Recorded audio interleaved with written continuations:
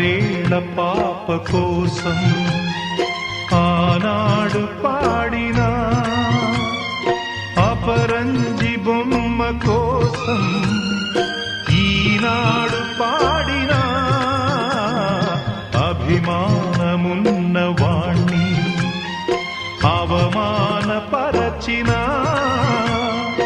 ఎదలోని చీకటంతా వెన్నెలగా మార్చిన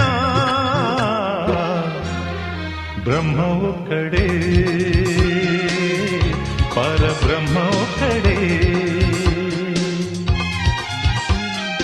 ముసి ముసి నవ్వులలోన కురిసిన పూ